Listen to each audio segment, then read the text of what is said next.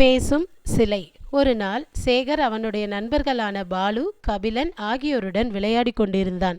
அவன் வீட்டில் ஓர் அறை மட்டும் எப்பொழுதும் பூட்டி இருக்கும். அன்று திடீரென்று பூட்டப்பட்டிருந்த அந்த அறையின் கதவு மெல்ல திறந்தது.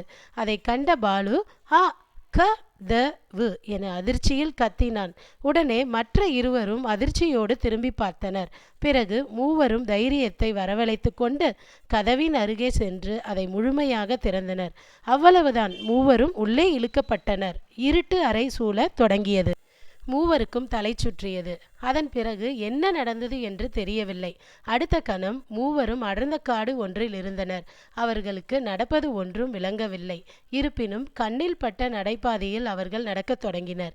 வெகு தூரம் சென்ற பின் அவர்கள் எழில்மிக்க பளிங்குச் சிலை ஒன்றை கண்டு ஆச்சரியப்பட்டனர். அவர்கள் உடனே அதன் அருகே சென்று அச்சிலையை உற்று பார்த்தனர். திடீரென்று சிலை அதன் கண்களை திறந்தது. மூவரும் அதிர்ச்சியில் அலறிக்கொண்டே பின்னோக்கி சென்றனர். அத்தருணத்தில் அச்சிலை பேசத் தொடங்கியது. முதலில் அவர்கள் திடுக்கிட்டாலும் பிறகு அது கூறுவதை உன்னிப்பாக கேட்டனர். நான் ஒரு தேவதை. ஓர் அரக்கன் தன் மந்திர சக்தியால் என்னை சிலையாக்கிவிட்டான். அதோ தெரிகிறதே, அந்த குகையில் ராட்சச நாகம் ஒன்று 2 வைரக்கற்களை பாதுகாத்து வருகிறது. அவற்றை கொண்டு வந்து என் கண்களில் பொருத்தினால் நான் இழந்த சக்தியை மீண்டும் பெற்று விடுவேன். என் விரலில் இருக்கும் மந்திர மோதத்தை எடுத்துக்கொள்ளுங்கள். இது உங்களை எந்த ஆபத்திலிருந்தும் பாதுகாக்கும்.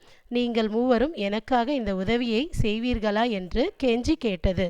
தேவதை கூறிய கதையை கேட்ட மூவரும் அதன் மீது இரக்கம் கொண்டனர். அவர்கள் தேவதைக்கு உதவ தீர்மானித்து குகைக்கு செல்வதற்கான வழியை தேவதையிடம் கேட்டு அறிந்து கொண்டனர்.